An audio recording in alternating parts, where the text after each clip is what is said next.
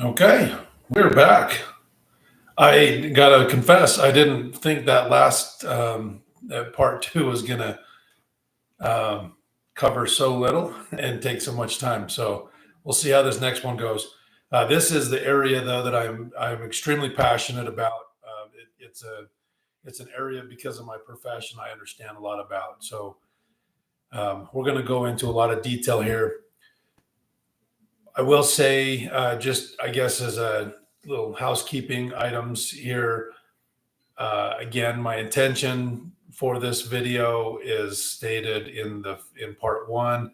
I'll just restate it. My intentions are not to pull anybody away from the church. My intentions are to provide for anybody that may care, may be curious about why we left, the details behind that, to provide some education, at least how I understand it, to those out there that might come across this. And more than anything, that if somebody is questioning and is struggling through a faith crisis, to know that they're not alone and that there are people to talk to, including myself. So uh, I want to just state that, and then also just mention that there's going to be some things here. I write a letter to the first presidency and call them out on some things. I mean, I'm gonna read through that. I'm gonna share my feelings on the whole thing, and to those true believing Mormons, it's not gonna sound kind, but you've got to understand that I've I've given most of my life very dedicated to this church, and when this happened, it felt like the ultimate betrayal, and I needed answers, and there was only one person, well, technically three living people that could possibly give me an answer. So I sought after those answers. So um, anyway, we're going to go through. I don't know how far we're going to get down through my notes here, but we're definitely going to start with the SEC stuff, and and then let's see. I've got quite a few things, kind of big ticket items about the church that we struggled with, and so we'll just see where we go. We may finish this off. I'm not sure, but let's get going. So I already mentioned, and then I'll also say, I guess, before we get going, that this video series, I guess, is what it turns out to be. It's very long form. It The part one establishes very much kind of my history, as far as some things that I grew up with in life, activity in and out of the church, when I came back to church, what brought me back to church, uh, some mission experiences. And so, and then part two, we got into some more kind of shelf items, just different things that have come up through in the past that I struggled through, some more than others, and ultimately just kind of kept putting things up on the shelf so that I can focus a little bit more on building my own testimony of the church. The biggest of which was the November 15 policy change, excluding the children. Well, not only excluding LGBTQ plus community folks from church service and ordinances, but also their children. And that's the part that really, really got me hard, was the fact that we were putting their children out there to be punished for their parents' sins, which, as I covered, directly goes against the second article of faith, which states that we will be punished for our own sins and not for Adam's transgressions. So, meaning that we will not be punished for our parents' sins. And we're going to actually get more into that today, possibly, as we talk about some of the things, some of the other items outside of the finances. So let's get going. In late February 2023, news broke that the Mormon Church had settled with, had agreed to a settlement with the SEC, which is the Securities and Exchange Commission. And basically, it's like the folks that regulate the stock market and trading and everything. That's the SEC. So the Mormon Church made a settlement with them for $5 million. Now, $5 million is nothing as far as the overall wealth of the church, but uh, the first thing that hit me was, wait, but where does that $5 million come from? Is that from charitable donations that were, that so far for the last, 20 years of my married life, actually at this point, it was, 20 years of my married life that we've been paying to the church, so that I help pay for that settlement. And technically, I think it'd be hard to argue that I didn't help pay for that settlement. I know one would probably say, no, it could have been, that was just the interest off of the investments that were used, that was used for this settlement. Well, where did they get the money for the investments? It's excess tithing that wasn't used for the operations of the church and charity and things like that. So I personally feel like you'll have a hard time arguing your way out of that one. You might feel differently. That's fine. But still, I'm going back to, the feelings that I have in my profession when the church gets mixed up in paying for things, as far as like restitution for fraud that's been committed, paying for just different things like that. So that same feeling came back that I've had throughout the years with other investigations. All right, so what was really cool about this one, and I mentioned that the November 15 policy change hit me so hard, but I didn't feel like, and again, this is probably just something that I had in my head, but I didn't feel confident enough to be able to openly talk to my wife about everything that I was feeling. And so I bottled a lot of that up. And on this one was interesting because my wife actually asked me, hey, did you see this article about the SEC, whatever, and, the fine? And it was really cool because I said, yes, that is actually, I'm very concerned about that. And I want to go find out more. I think I mentioned this before in one of these videos.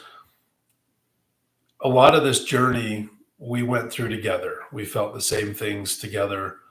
And I don't want to tell my wife's story, but what was interesting at this point, well, it was a little after this, but my wife actually told me, hey, you know what? I've had some unsettling feelings about some of the things about the church, mostly Joseph Smith, but I couldn't quite put my finger on it. And then once we started doing all this research, she was able to realize, like, this is probably why I was feeling so bad about, so questionable, if you will. But let's get back to the SEC filing. Again, I don't want to tell her story. I would love for her to come on here. She doesn't want to. So I love you, Kimberly. Okay. So I pulled up the SEC filing, and it was very similar to different negotiations and settlements that I've been involved with. And so a lot of the legalese, I understood it. And so I work very closely with a lot of attorneys, and I don't profess myself to be like an expert in any way, but it was really interesting to read through this thing and understand it, at least at the level that I understood it.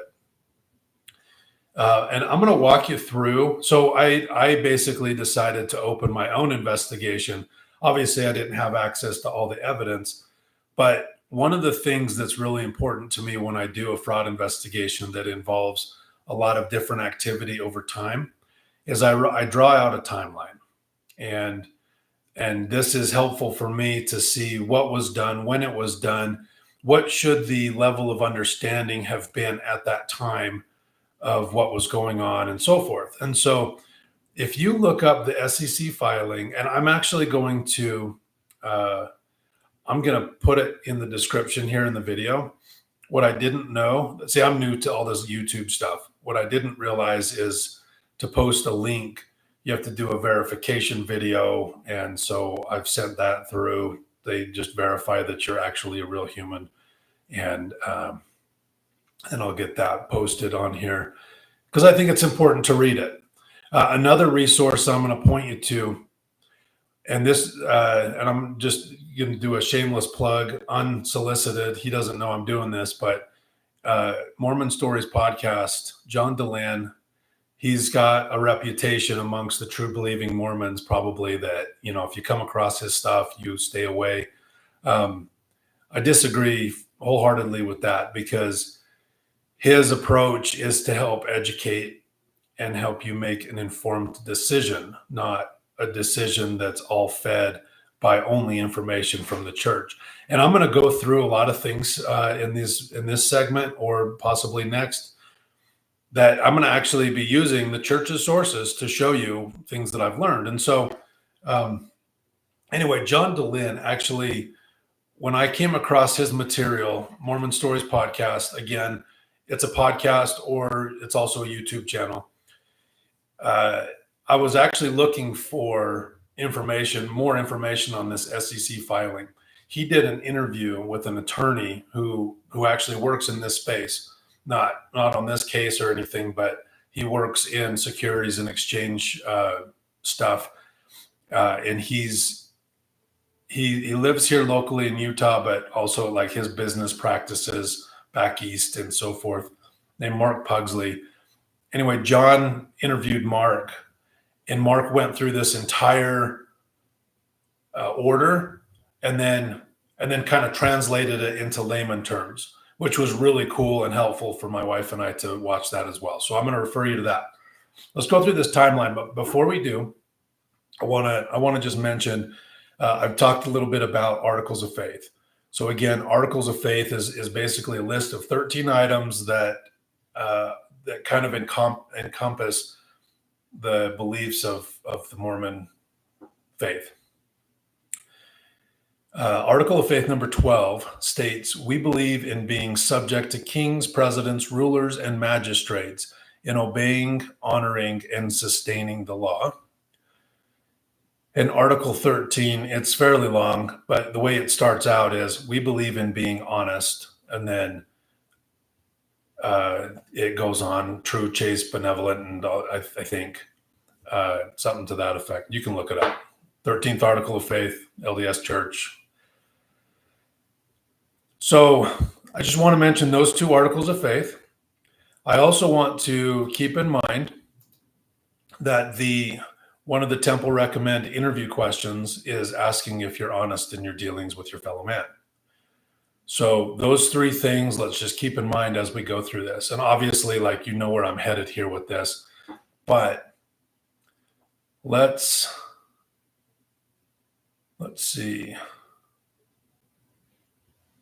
Oh, and let me just mention too, the church issued a response to this SEC filing, and basically it said that they have agreed to pay the $5 million. I think $4 million of that came from Ensign Peak and $1 million came from the church.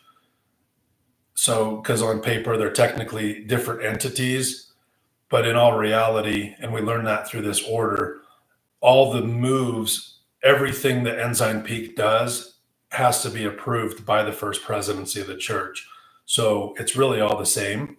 It's just that the church moves all of its excess money over to Ensign Peak. And I shouldn't say all, because I really don't know if it's all, but the church moves excess funds after it pays the operational fees or expenses and everything else, donations and things. Then they move money over to Ensign Peak for them to invest. So, okay, let me see if I can figure out how to share. I figured this out the other day, and I thought it was just the coolest thing on the planet. Well, not on the planet, but let's see, share screen. And we're going to share. Let's share a window right here. Okay. Oh, this is cool. Is it sad that I feel like I'm at work, like sharing a screen in a meeting or something? That's so lame. Okay. So this is just the timeline that I created. And so we're gonna go through this, talk a little bit about it. But in 1997 is when Ensign Peak was created. So everything on this timeline right here comes from that court order.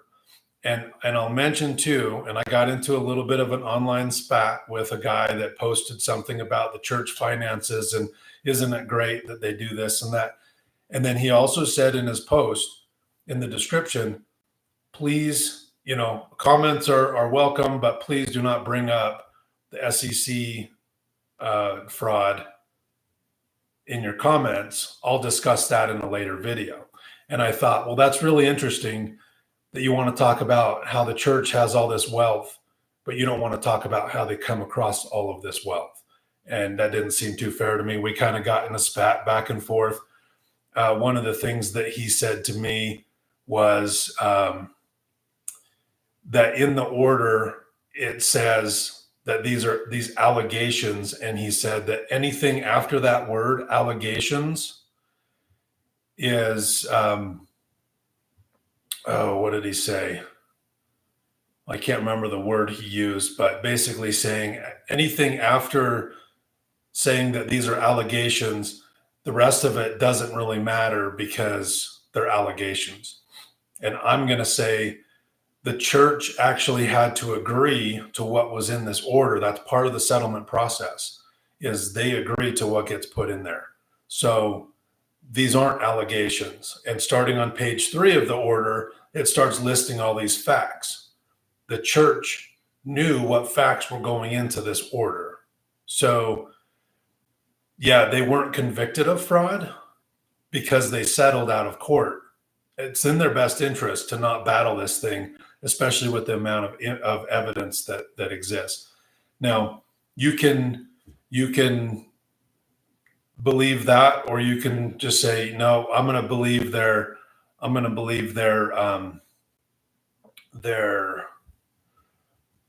statement saying that they relied on legal advice when they went through this process. And I'm going to just show you why I don't think that's a valid excuse. But Ensign Peak was created in 1997. In 1998, they had $7 billion. And in 1998, they demonstrated that the knowledge of having to file what's called a 13F. Every quarter, you have to file a 13F that basically shows your portfolio's progress or performance for that quarter. And in 1998, they demonstrated the knowledge of the fact that they had to report that. So they went to the first presidency and basically said, hey, there's a lot of money. This is gonna get some serious attention because these 13 Fs, that's public information. So they were instructed. Well, they went to the first presidency, who approved an idea of using, let's see, my handwriting is kind of hard to read sometimes, so I might struggle a little bit through this, but the presidency approved, let's see, like using other entities to report. Oh, that's right. So in 1998, they went to him and said, hey, we've got all this money. We would like to, instead of being Ensign Peak that reports the $7 billion of portfolio, we would like to use another entity. So they created a separate organization, basically a shell company that they would file this stuff under, and then they would, and then Ensign Peak wouldn't be the ones that are filing that they have $7 billion. This company, I don't recall where it was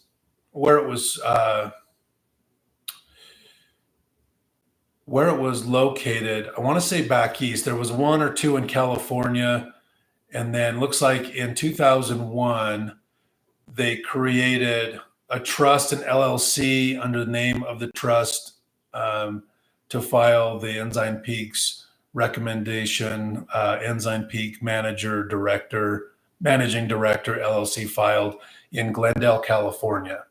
So, and they actually did not do any business there. They just opened a company in Glendale, California, to use as the company that would be filing these 13 Fs.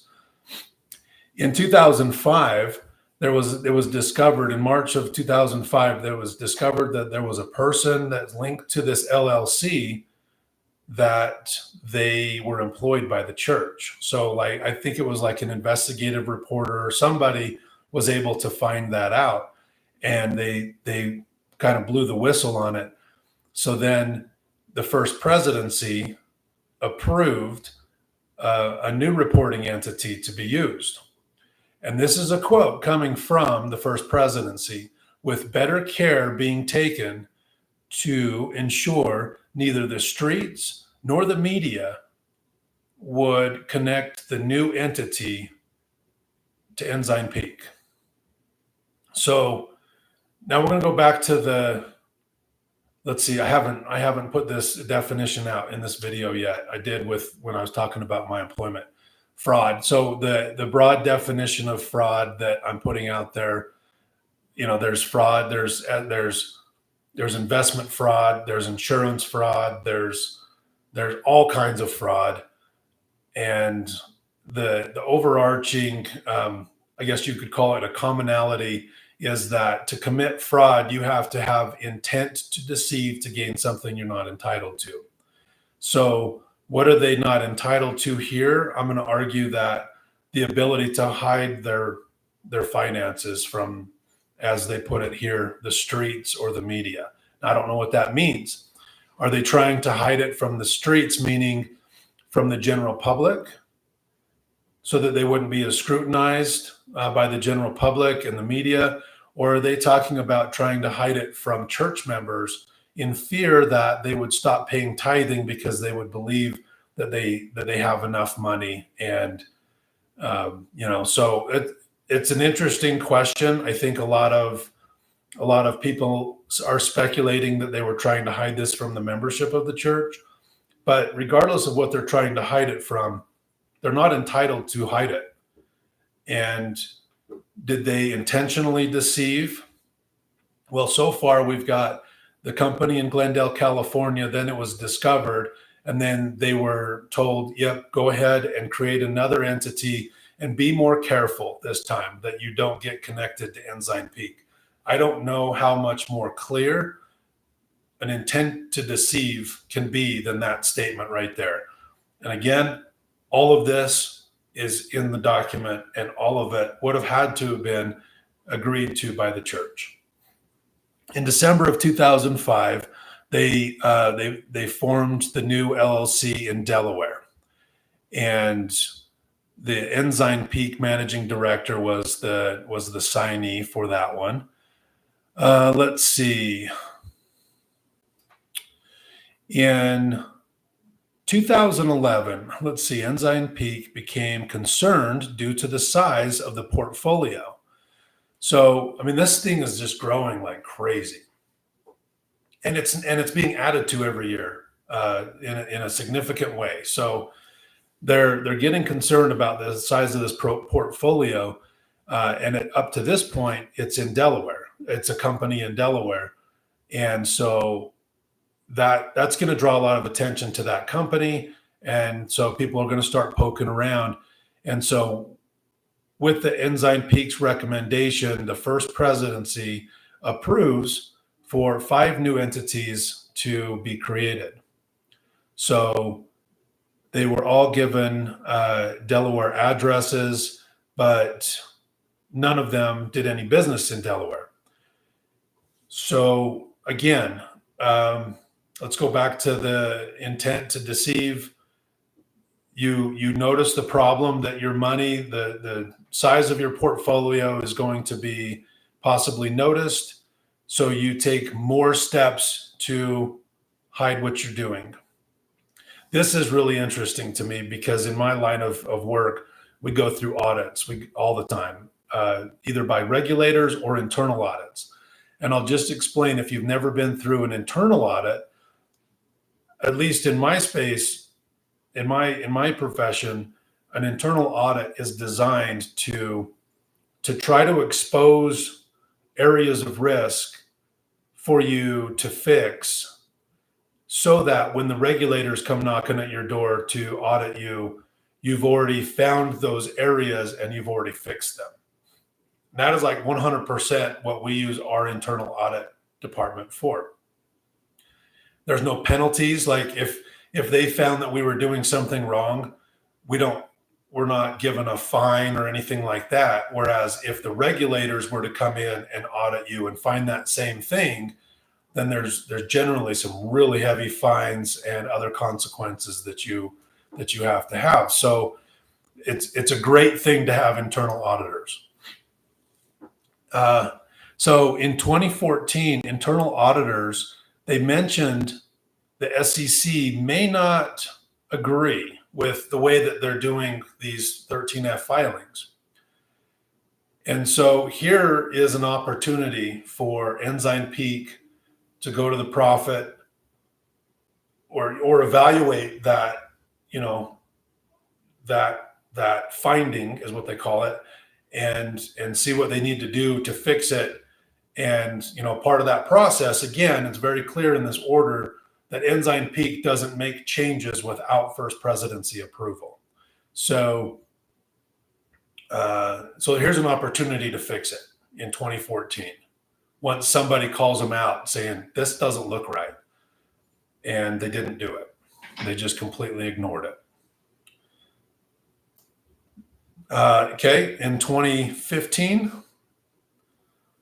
let's see, Ensign Peak became aware that someone had connected several LLCs to Ensign Peak.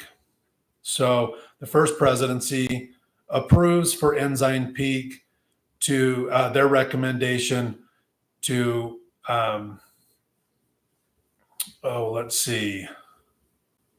to basically adjust their corporate structure and to strengthen portfolio confidentiality. And that's part of the quote that's in there.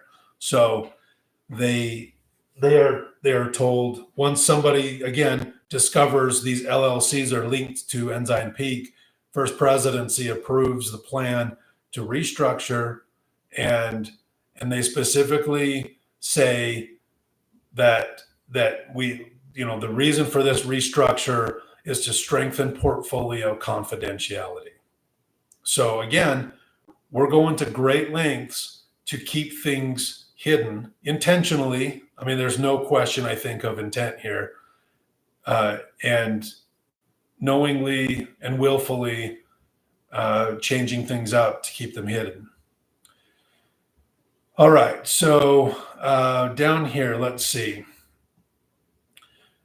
This was in November of 2015. So they went from, they added 6 more LLCs. And this was interesting. Business managers were selected because they had common names and limited presence on social media. Therefore, it was less likely that people would connect them to Ensign Peak or to the church. That's fascinating to me, that as they were trying to pick which managers were going to be representing these fake organizations, they made an effort to find people with common names and limited social media exposure. Again, intent to deceive. I mean, it's just screaming intent. Let's see. Business managers were given very little information about the LLC. Yeah, this is interesting. So when they would get the 13Fs, instead of getting like all the details of the 13F, it's in here. It basically insinuates that they were given just kind of the top sheet or the signature sheet, and they were told by their management, "Here, sign this," and they didn't really know what they were doing. The addresses were selected throughout the U.S. to give the impression that they were not part of the church. Like there wasn't a single one of these, as far as I'm aware, LLCs that were created in Utah or Idaho or Arizona, I believe. Like those are three states that have a really strong membership of the church, mostly Utah and Idaho. But they specifically made sure that the businesses they opened, again, their intention is to keep them unconnected from Ensign Peak and from the church. So, and then each LLC had a phone number. This is interesting. Each LLC had a phone number that went straight to a voicemail. Ensign Peak managing director gave instruction to notify of any voicemail from regulators, but delete all others. It's just crazy. Okay. And then every year, the Ensign Peak managing director met with First Presidency, and basically because approval was needed from the First Presidency to deviate from any plan that they had come up with thus far. So that all is stated in November of 2015. Okay, 2017, another internal audit is performed. And again, they mentioned that the SEC may not agree with how they're operating this structure. Now, I'm going to back up. Well, I'm not going to back up. I'm just going to pause here for a second. In my research, I've actually found that it's actually normal, not normal, but it is a practice that some companies do to create a shell company to kind of spread for the same purpose, kind of spread their wealth across multiple companies. And, some very wealthy people do this as well. Instead of owning their assets, they spread it across different LLCs that they open. And so, in fact, it's kind of interesting. I actually ran across a clip of Dave Ramsey on just on social media. Just a reel came up, and it was interesting. He was talking about creating LLCs that own your assets. And so his building, he said, is worth $15 million, and it's owned by the LLC. So if somebody slips and falls and gets through all the legal stuff, gets through him, and basically has enough of a case to take everything, it's not Dave that owns that building, because Dave is worth hundreds of millions of dollars. The building is owned by the LLC. So the most that person can get away with is $15 million, a $15 million building. So kind of interesting to think in those terms, that spreading risk and spreading the wealth amongst multiple LLCs is not something that is unheard of. The key here is that the person making the financial decisions, the investment decisions, must be part of that company. And that's where they went wrong. The people that were calling the shots were at Ensign Peak, whereas the managing directors or the managers of these different LLCs, they had zero power to make decisions of where the investments go and everything under their, they had zero decision-making power of their portfolio that was under their LLC. It was all done by Ensign Peak. And that's where really the disconnect is here. So again, internal auditors said, hey, this doesn't look right. Let's change this practice.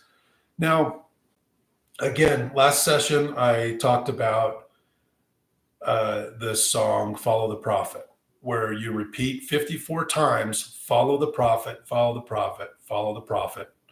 Don't go astray. Follow the prophet, follow the prophet, follow the prophet. He knows the way, right? So ever since we were little kids, if you grew up in the church, uh, that is ingrained in your being, that if the prophet says something, it is so, and you just do it.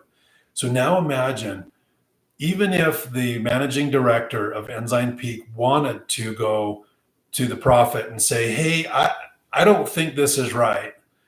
You've set up a structure of, you don't question authority. I mean, Dallin H. Oaks very explicitly says that you don't question people, even if your concerns are valid. He said, you do not question the leaders of the church. So now you're the Ensign Peak managing director in 2014 and in 2017, and you're under pressure to go question the first presidency. And I'll also mention, and I don't know this for a fact, but I believe it to be true, because I've heard from several people, in order to work for the church, you must have a temple recommend. One of the questions in the temple recommend interview is, do you sustain and support, uplift, or whatever the wording is, the current prophet, the first presidency, and the quorum of the 12. So, and I don't think questioning is lacking support. Like, you're not, if you question somebody and say, hey, and I work in a place that's very safe. I could go to our CEO and tell him, hey, I actually don't think it's correct that we're doing this thing that you've mandated, and here's why. Like, there's a culture at my employment that I can do that. I don't think that same culture exists here in the church at all, actually, because there's so much messaging that is, sorry about that. There's so much messaging that is all about, you don't question authority in the church. So they're in a tough spot. I'm going to give them some credit there. They are in a tough spot. On the same token, another question again in your temple recommend interview is, are you honest in your dealings with your fellow man? Now, the managing director at Ensign Peak is not a dummy. So I don't know. I struggle with this one, the fact that they didn't question, but then I understand why they didn't question, because you're not supposed to. And it's a really toxic culture. That's a bad culture to have created. And then in 2018, it was made public that two business managers resigned with concerns of what they were being asked to do. So they're like, this doesn't feel right. We're out. This is not right. Okay, so then here's your third opportunity. And there's probably more than three opportunities, but the third opportunity that I've realized here, that somebody has come to you and said, this doesn't feel right. First two were internal auditing reports. And then the third were two business managers that are like, I can't do this any longer. My conscience doesn't allow this, because I found out too much and I don't feel it's right. So again, an opportunity to pivot and change the practice. What do? They just hire two more business managers. And again, taking care to make sure that their common names, limited social media, and all the works, to make sure that they're not linked to the church. So, and then in 2020, they started filing the 13 Fs correctly in 2020, and their quarterly reports. And the reason they did that is a whistleblower that was very high up in Ensign Peak went to the I'm not sure if he went to the IRS or the SEC or both, but the SEC did their investigation, and I believe the IRS is still doing their investigation. Now, the reason the IRS is interested here is the church is able to file as a tax-exempt entity. However, during this time, more down toward this time in here, They had taken a bunch of money from Ensign Peak to fund the building of City Creek Mall. City Creek Mall is an outdoor mall that is right by the Salt Lake Temple. And of course, that's a for-profit ordeal. So that I think has a really good chance of questioning the legitimacy of their tax exempt status. And then the other thing is, and I think this one was during the 2008 recession, they had invested a bunch of money to the church-owned life insurance organization. What's it called? I think Beneficial Life. That they dumped a bunch of money into that company to keep it from going under, and also Beneficial Life is a for-profit organization. So you've got tax-free dollars being used to fund for-profit organizations that the church is benefiting from. So I think there's a really good case with the IRS investigation. The problem is there is so much power the church has and so much money that the church has that I think it'll be tough to, power and money get you around the law a lot of times. I hate to say it, but one of the things I want to mention here is I want to make sure to hold judgment, and this is something that I do in my professional life. I want to find reasons why you're correct and that I'm wrong. And one of the statements in the church release, the news release on this matter, was that they relied on legal counsel, and that their legal counsel said it was fine. Oh, and then they pivot and then they say, and we've been filing correct 13Fs for X amount of filings or quarters now. And it's like, okay, that's great, that's wonderful, but that's because you were caught. You probably would have been still doing the same thing, but again, that's an opinion. But we followed legal counsel. Okay, there's two things here. One of the things is, in the church we believe, and as I'm phrasing this, I've actually listened to some of the other videos that I've already done, and a lot of times I'm using language as if I'm still part of it. So excuse me for that. I'm not. We don't go. We haven't resigned. Our membership records are still there, but so I guess it's accurate. But we believe that in the spirit of discernment. Okay, that's something that's like big time preached. That leaders of the church have the spirit of discernment to where they can feel when they're being deceived or whatever it might be. It was funny when in my mission when President Nelson came. He's the current prophet now. He was an apostle at the time. He came and I shook his hand, and I was trying to think, like, do I have any unresolved sins? Because I don't want to shake an apostle's hand and have him just like read my soul because of the spirit of discernment. Anyway, I know it's stupid, but we believe that you've got the spirit of discernment. So in that realm, I'm going, okay, if you're who you say you are, a prophet of God, and it's proposed that we create shell companies to do these filings, and your legal counsel says that should be fine. As a prophet of God, there's major consequences here in let's call this the true church, and this is God's church. There's big consequences that can happen if you're wrong. I'd like to think God would intervene and give you that spirit of discernment to know that, no, that's actually not okay.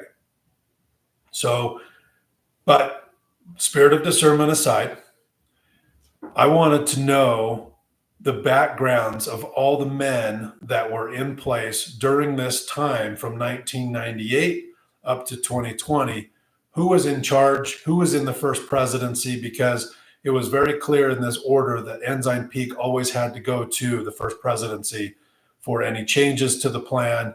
And they reported on an annual basis, at least, to the first presidency. So up here, I've got some chicken scratch here. In 95 to 2008, the first presidency consisted of Gordon B. Hinckley, Thomas S. Monson, and James E. Faust. And then when Faust passed away, then Henry B. Eyring took over as the third counselor in the first presidency.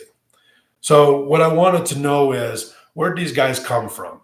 As I mentioned in the last video, when you're called to be a general authority, you quit your job, whatever you were doing, and then you work for the church in whatever capacity that you're called for, and they compensate you, and you get a paycheck from the church. So Gordon B. Hinckley, he actually worked for the church. From what I understand, he did a lot of education stuff with the church. He did, I think he did a lot of handbooks and publishing and things for the church. So President Hinckley, basically, I'm going to give, barring the spirit of discernment, I'm giving Hinckley a pass. He's good. Monson worked in publishing. So I don't think Hinckley did. Monson worked in publishing. But again, Hinckley still gets a pass. He just worked for the church, and he gets a pass as far as what I would have expected him to know from his previous life in his profession. So Monson worked in publishing. I'm giving him a pass as well. James E. Faust, though, he was an attorney, and not just any attorney. At one point, he was the president of the Utah Bar Association. And so I don't know what area of law he practiced, because I know that can impact it. But, if you're a patent attorney, for example, I've got a friend that's a patent attorney. I wouldn't expect him to be able to represent me in a securities fraud case. Or let's say I want to go write, a will, and I wouldn't go to him to help me get through any type of family law, adoptions, anything like that, because he practices specifically in patents. And so I get that, but at the same time, attorneys are they're very resourceful.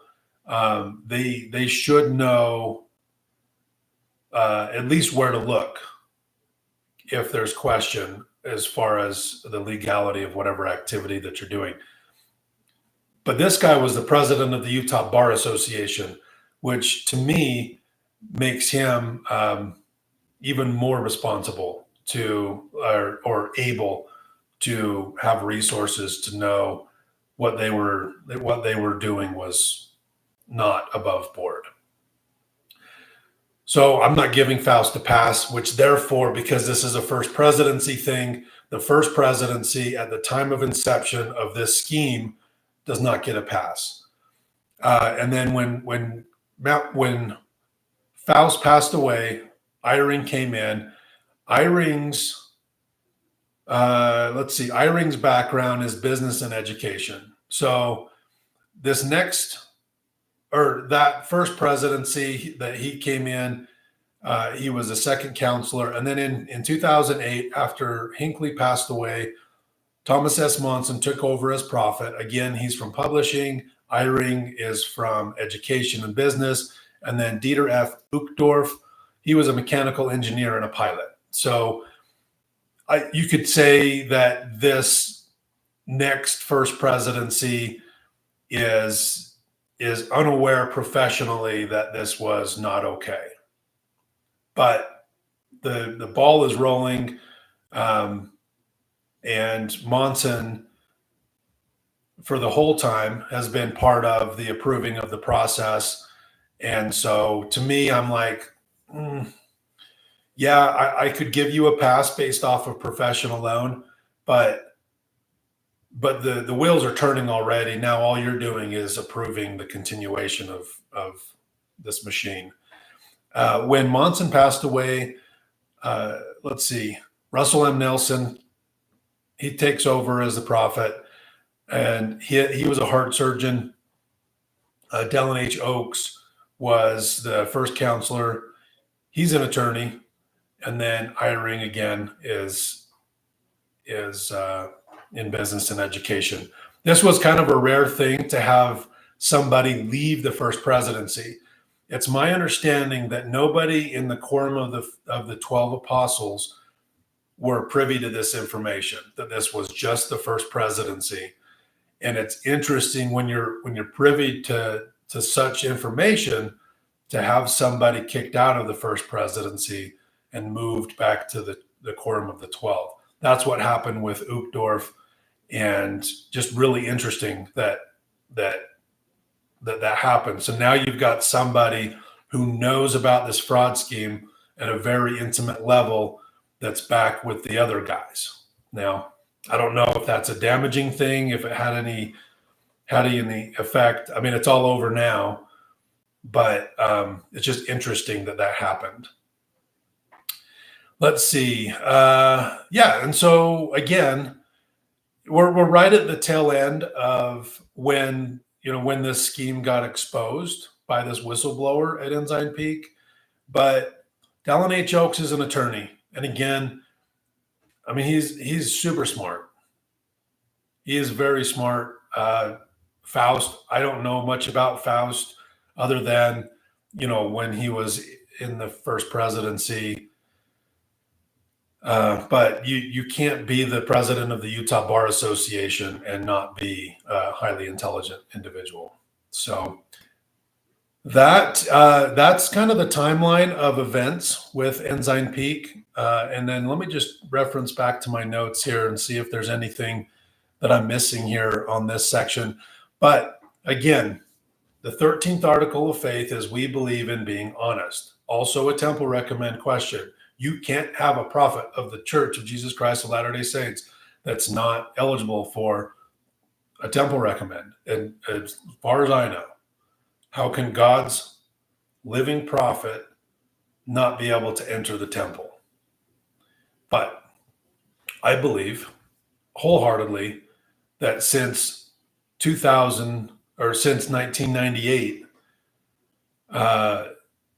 that the first presidency was not honest in their dealings with their fellow man, that they were committing fraud. There's plenty of times through that timeline where they exercised some type of knowingly and willfully by use of deception to gain a benefit they weren't entitled to. And then the 12th article of faith, again, we believe in being subject to kings, presidents, rulers, and magistrates, and obeying, honoring, and sustaining the law. Well, the law was broken, and for 20 years. And so I feel like they've completely violated that article of faith. And then again, just hitting on the culture that exists, that follow the prophet. How could you possibly question the prophet when you're told so many times when the prophet says something, it is so, there's no more questions to be asked. And then you've got Dallin H. Oaks some years ago specifically saying, never question church leaders, even if your concerns are valid. He said that. And that's just, it blows my mind. And we've talked to, this is the reason. So in the church, you're taught, do not look at anti-Mormon material. Don't look at things that question the church. Don't question the church yourself. And so you're kind of afraid, honestly, to look at things. I've heard of the CES letter, but I was afraid to look at it because I was like afraid of what could happen if I read the CES letter. It's a really long letter, details out so many truth claims that have proven to be Well, they provide the evidence that that it's false. But I was like so afraid to read that. And this is the event that said, okay, Jason, okay, Kimberly, like go ahead and look, because this isn't adding up. So what else isn't adding up is kind of how it went. We've talked to some family members about this. And the typical response is, the church has done a lot of good for me, or the church does a lot of good in the world. These are fallible men, and they can make mistakes and so forth. And I get that. I get that to an extent. We all make mistakes. I would not hold. I did earlier, like in life, when I think I was a lot less mature, but I would not. I would not reflect the actions of my local leader, like a bishop, on the church. I would be able to say, hey, you know what? And the local bishop here is such an amazing man. I couldn't say a single bad thing about him. But he works in the retail space. And if he were to do something that would make me go, wait, what? And I've had that other bishop that's like, don't you think you would want blessings all year long instead of just once a year? The way that I was paying tithing and still paid tithing all the way up until we didn't. We always kept it that way. This I covered in the last video. Bishops can do stuff. Stake presidents can do and say stuff that make you go, wait, what? But they're just men, and they can make mistakes. And I'm not saying that a prophet can't make a mistake, but when the prophet is the mouthpiece of God, then that's when things change a little bit for me. So, I was told, I was asked, hey, give them a little more grace. They're fallible men. And as much as I would love to do that, we all make mistakes is one of the things, but we all don't profess to be the living prophet and in direct communication with God. So that's where I draw the line. One of the things that I did, I felt very strongly to reach out for answers. I didn't believe that this would actually be something that would be responded to, but I've watched now for 20 years the integrity of the men that I looked up to the most in the church have demonstrated very little integrity. And so from that point, especially forward, I have really vowed to show more integrity and honesty in my dealings, because it's what drove me away. And it's what made me feel the biggest level of betrayal that I think I've ever felt in my life. And so one of the things I felt was very important was to write them a letter and seek answers. So at this stage in life, I'm like super just trying to figure it all out. So I'm going to read through this letter, and before I did this, though, I prayed. I was praying about it, and then I felt like I should go talk to the bishop first. So I went to the bishop, and my wife and I we set up an appointment with the bishop, and we said, okay, number one, I'm not looking for answers from you. And I was really respectful in how I just said, look, I don't want answers from you, because you're not the one who's violated my trust for 20 years now. I'm looking for answers from the first presidency. But as an organization, did they send down any talking points or anything like that to different levels of management within this organization, including you? And he said, no, I have not received anything from them, but I'll go look. And he did. He went asking questions and stuff, but the answers weren't available even the stake president didn't have answers at that time. And I don't think that he even still would. I didn't expect it, but out of courtesy, I thought I'm going to talk to the bishop first before I send this letter.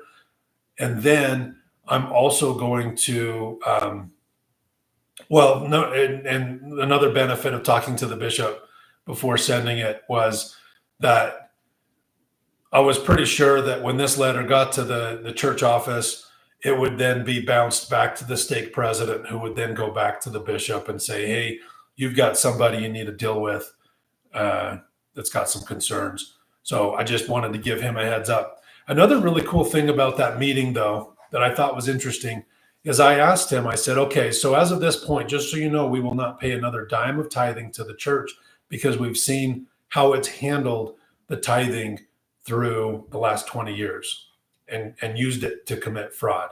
So we're not going to be paying any more tithing to the church. However, at the time, I felt still very strongly, and I think Kim did too, that that tithing was still very important between us and God, and that we still would be highly blessed by using our talents and things that earn us an income to help bless others in like a monetary way or somehow like that. So I asked him, I said, so we're not going to pay tithing anymore to the church, but if I still pay a tenth of my income to some other charitable organization, and I come to you at the end of the year and say, yes, I am a full tithe payer, even though on my records, you know, in my account, you see that I haven't paid a dime to the church, would you still sign my temple recommend on that question? And he said, yes. And I thought that was really interesting. And I absolutely loved that about him. Unfortunately, I don't think all bishops would answer that same way. And I also don't know if our local stake president would have supported that as well. But I absolutely love that because I think he really understands. And I'm not trying to put myself on a pedestal and say I understand things better than my bishop here, but he understood it the way that I understood it. It is not as important of who you give the charity to, but that you give the charity. It's the spirit of the law type of thing. And I thought that was really cool. So again, I just props, like I've got just crazy props for our local leadership here, the bishop and his two counselors. Absolutely love all three of them, those men. They've done absolutely zero to violate my trust and love for them. So I'm just going to read through this letter. We're getting up there in time again. So this is going to be a fun little series, maybe, hopefully. But let me just read through this letter. And here, I'll share it with you as well. And I'm not the best at writing. It took me a while to put this together. And even then, I've noticed there's a couple little typos that kind of bother me. But I'm like, well, whatever. It went. Oh, and I got to tell you, as a true believing member, I was terrified to send this letter. I was so scared. All right. First Presidency, Church of Jesus Christ of Latter-day Saints. Dear brethren, I am writing you hoping you can help me find peace with something I am deeply concerned with. I know your standard operating procedures are likely to have me go through my local leaders for this, but I do not believe my bishopric, my stake presidency, nor anyone in the quorum of the 12, or excuse me, the quorum of the 70, owes me an explanation. Being the ones directly involved, you are the ones that owe me this explanation. Now, I'm just gonna pause here and let you know that, like, I'm angry when I write this letter. I obviously I feel betrayed, and I'm demanding answers. And so some of this doesn't come across like super kind, but you've violated my trust and the trust, in my opinion, of 17 million members of the church. You owe some explanation to somebody. And that release, that news release, or the statement responding to the order didn't cut the mustard. Like, completely lacked accountability. And And I wasn't, I guess I wasn't a fan. Might be being too critical. I can accept that. But all right, the concern I have is with the recent order from the SEC regarding activity the church and Ensign Peak advisors engaged in for over 2 decades. I will start by mentioning that by profession, I am a fraud investigator. So, by nature, I pay close attention to one's integrity, their actions, and the intent of those actions. I presume you have read the entire order, but in the event you have not, I have included it here with my letter. In reading through the facts starting on page 3, I cannot get past the realization that my own prophet and his counselors were committing fraud. I am sure fraud can be defined in many ways throughout the world, but in my industry, it is defined as the intentional deception to gain a benefit you are not entitled to.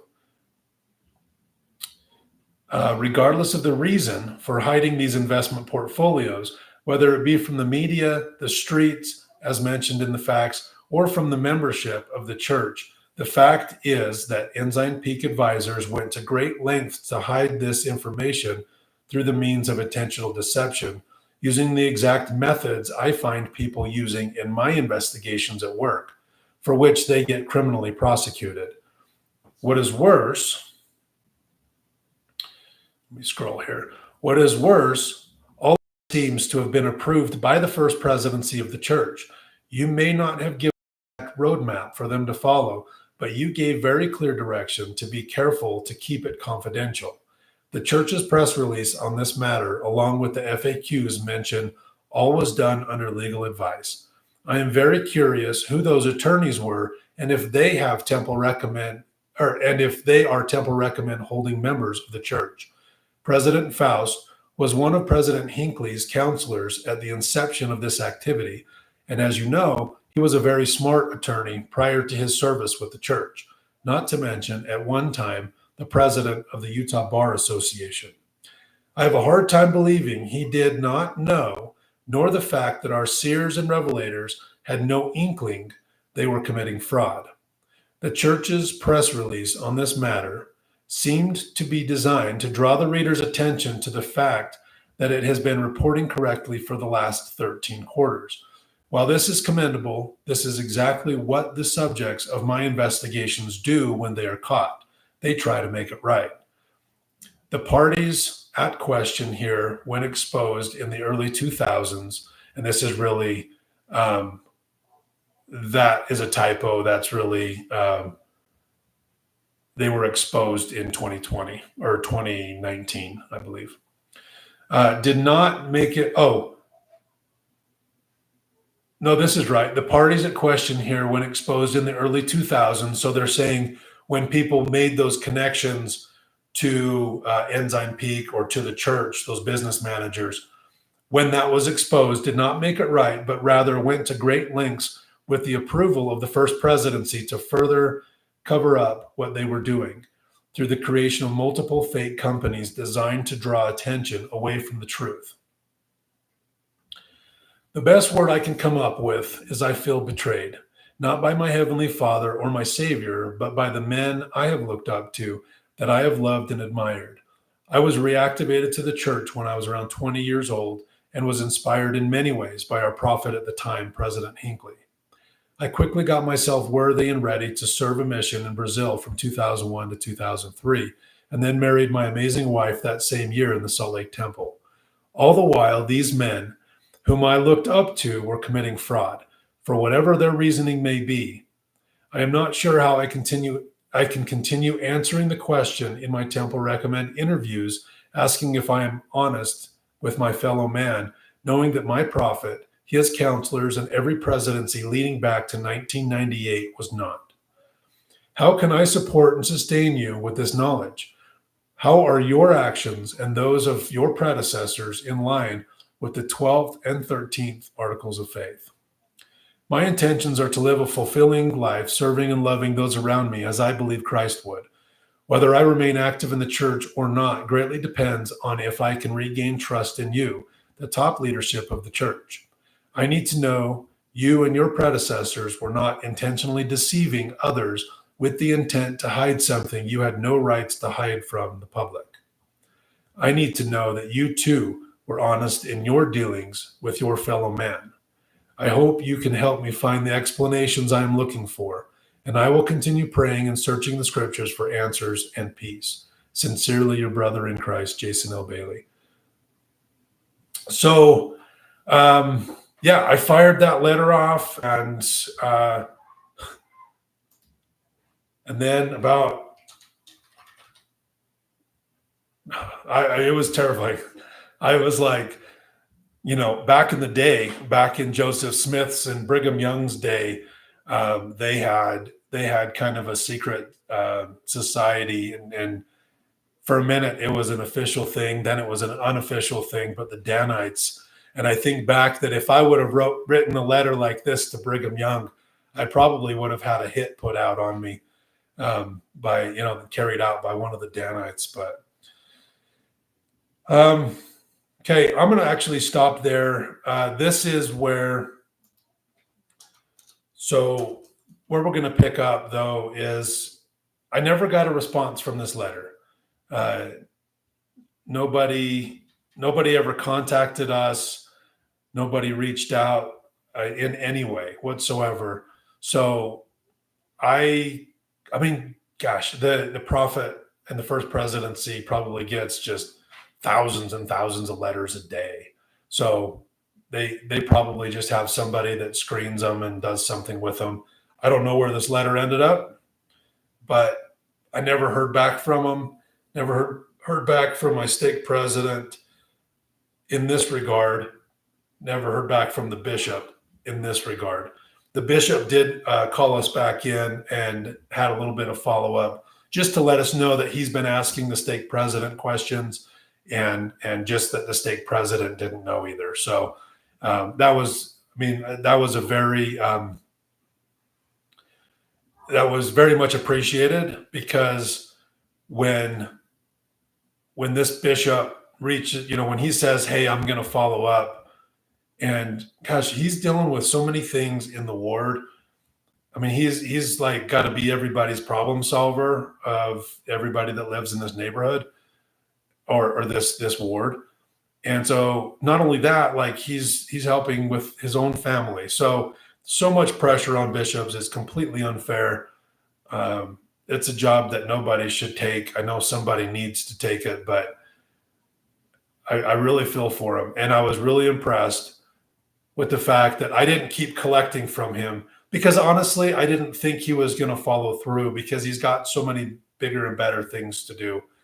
But he did. And again, it just shows to me the level of love that he has for everybody that he's responsible for in this ward. So, just again, shout out to you, Bishop. Thank you for looking out for us. And so we will continue on next segment. We're going to go through, because we didn't get a response. And then I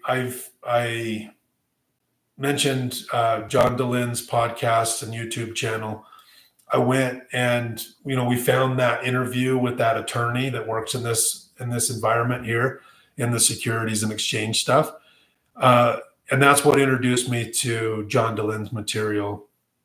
And there's a series of, it's kind of like the CES letter. However, it's just a very detailed, there's a guy, I think he lives in the Midwest, named Mike. He put together a lot of essays on different topics. And so we started listening to those and following up, reading different things. I read during this time a book that you can get at Deseret Book. It's called Rough Stone Rolling, and it's basically a very detailed book on Joseph Smith. It was written by Richard Bushman, and Richard Bushman is I think supposed to be like the top scholar on Joseph Smith, and so it was a good book. It was really big, and it was actually, it was pretty dry, but there were a lot of things in there that I was like, I had no clue, absolutely no clue. I thought the persecution of the church, like I had this concept in my head of why the church was persecuted in the early days. But after reading that, I was just like, wow, that makes so much more sense. Um, and so that was a big deal for me in questioning the legitimacy of Joseph Smith. Uh, and then, anyway, we'll get into all that next time. There are several issues that I want to bring up and show. So until then, thank you again for hanging on for another hour and a quarter. Um, Hopefully, this is enlightening in some way to you. And that, again, if there's somebody out there that is going through a faith crisis, feel free to reach out. I it's something that's so important to have somebody to talk to. And it's really tough. It's really tough to go through some of this stuff and realize that, if you believe it, and if you believe that you've been deceived for all your life, it's really hard to swallow that pill. So I just would say, practice self-care, and know that you are loved by many that you may not realize. So we will reconvene, and it's kind of strange. I'm doing these as live, but I'm setting them to private because I'm not ready to release them. So hopefully this all works correctly. And when I release them, when I move them over to public, that they'll that it'll all work. So we'll find out. So take care.